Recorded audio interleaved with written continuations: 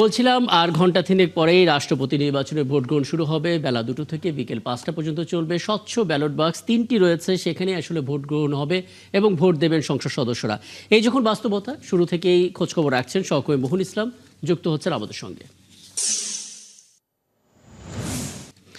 মোহনের আগে আপনার সঙ্গে কথা হচ্ছিল এবং আপনার মাধ্যমে প্রস্তুতির নানান দিক আপনি তুলে ধরছিলেন। যেহেতু হাতে সময়টা কম, সরাসরি 3 ঘন্টারও কম সময়, ঠিক এই মুহূর্তে প্রস্তুতি কেমন দেখছেন? সংসদ ভবন এলাকার ছবিটা একটু বলবেন। সংসদ সদস্যদের কারোর কথা হয়েছে কিনা কারোর সঙ্গে, আপনার সার্বিক ছবিটা আমাদের একটু দেখাবেন মোহন। ৩৫ বছর পর বাংলাদেশে আসলে একটি রাষ্ট্রপতি নির্বাচন হতে যাচ্ছে, কারণ সর্বশেষ 1991 সালে নির্বাচন হয়েছিল। তারপর আসলে সরকার দলীয় যে প্রার্থী মনোনয়ন দেওয়া হতো, তা টেকনিক্যালি সেই আসলে রাষ্ট্রপতি নির্বাচিত হতে কোনো ভোট হতো না, কারণ কোনো প্রার্থী ছিল না বা কোনো হতো না। ফলে 2026 সালের এই যে 23তম রাষ্ট্রপতি নির্বাচন, সেখানে বিএনপি মনোনীত মির্জা ফখরুল ইসলাম আলমগীরের সাথে কিন্তু 11 দলীয় যে একটি জোট রয়েছে, সেই জোটের যে মনোনীত প্রার্থী কর্নেল অলি আহমদ, তিনি কিন্তু প্রতিদ্বন্দ্বিতা করছেন। ফলে 35 বছর পর বাংলাদেশের মানুষ আরেকটি নির্বাচন দেখতে যাচ্ছে, যেখানে আসলে তারা সরাসরি ভোট দিতে পারছে না, কিন্তু তাদের পরোক্ষ ভোটেই কিন্তু নির্বাচিত হবে। কারণ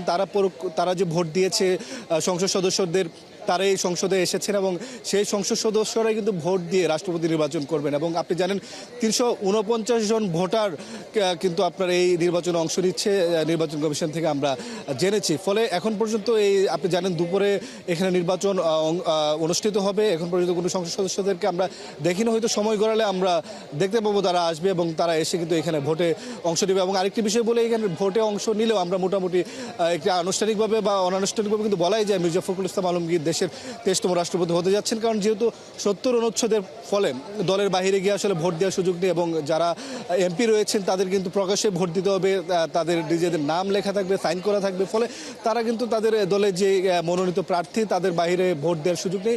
এবং একটু সময়ের বাকি, সেই সময়ের মধ্যেই কিন্তু মির্জা ফখরুল ইসলাম আলমগীর দেশের রাষ্ট্রপতি হয়তো নির্বাচিত হয়ে যাবে। এবং সেই ভোট গ্রহণের পরেই কিন্তু এখানে যে প্রধান নির্বাচন কমিশনার যিনি আছেন সিইসি এবং নাসির উদ্দিন, তিনিই কিন্তু সেই নির্বাচনে যে রিটার্নিং কর্মকর্তা, সেই রিটার্নিং কর্মকর্তা হিসেবে দায়িত্ব পালন করবে। এবং আমরা স্বাভাবিকভাবে বলতে পারি যে সংসদ পুরোপুরি প্রস্তুত রয়েছে এই যে ঐতিহাসিক নির্বাচন, সেই নির্বাচন করার জন্য। এবং সংসদের চিফ হুইপ যে রয়েছে সরকার দলের নুরুল ইসলাম মনি, তার সাথে আমরা গতকাল কথা বলছিলাম। তিনি কিন্তু অনেকগুলো বিষয় আমাদেরকে জানাচ্ছিলেন যে এই নির্বাচনের মাধ্যমে বাংলাদেশ গণতান্ত্রিকভাবে আরেকটি নতুন রূপে বা নতুনভাবে এখানে প্রকাশিত হবে। যেহেতু আপনি জানেন যে রাষ্ট্রপতি পদ একটি অলংকৃত পদ ছিল এত বছর, এবং রাষ্ট্রপতি সর্বশেষ যিনি রাষ্ট্রপতি ছিলেন মোহাম্মদ শাহাবুদ্দিন, তাকে নিয়ে অনেক ধরনের আপনার গুঞ্জন ছিল, অর্থাৎ নানা আলোচনা সমালোচনা ছিল।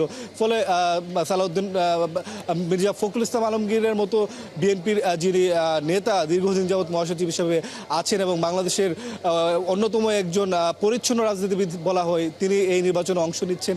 ফলে এই নির্বাচনটিকে আসলে বিরোধী দল থেকে শুরু করে সরকার দল এবং সাধারণ মানুষ খুবই স্বাভাবিক এবং খুবই আপনার পজিটিভভাবে নিচ্ছে। ফলে মোটা থেকে বলতে যে গেলে রাকিব, যে আর অল্প সময় পরে ভোট গ্রহণ শুরু, এবং এর মধ্যে সব ধরনের প্রস্তুতি সম্পন্ন করে রাখা হয়েছে। এবং 23তম রাষ্ট্রপতি নির্বাচন আমরা হয়তো অল্প সময়ের মাধ্যমে দেখতে পাবো এবং দর্শকদেরকে জানাতে পারবো। একদম। এবং প্রধান নির্বাচনী কর্মকর্তা তো বলে দিয়েছেন আসলে এখানে বিরোধিতার তেমন কোনো সুযোগ থাকবে না, কারণ এতটাই স্বচ্ছ ভোটটা হবে। এবং আপনি তো আছেন নিশ্চয়ই, আপনার মাধ্যমে ক্ষণে ক্ষণে আপডেট আমরা পেতে থাকবো। সহকর্মী মোহন ইসলাম যুক্ত হয়েছিলেন, রাষ্ট্রপতি নির্বাচনের প্রস্তুতির আপডেট আমাদেরকে জানাচ্ছি।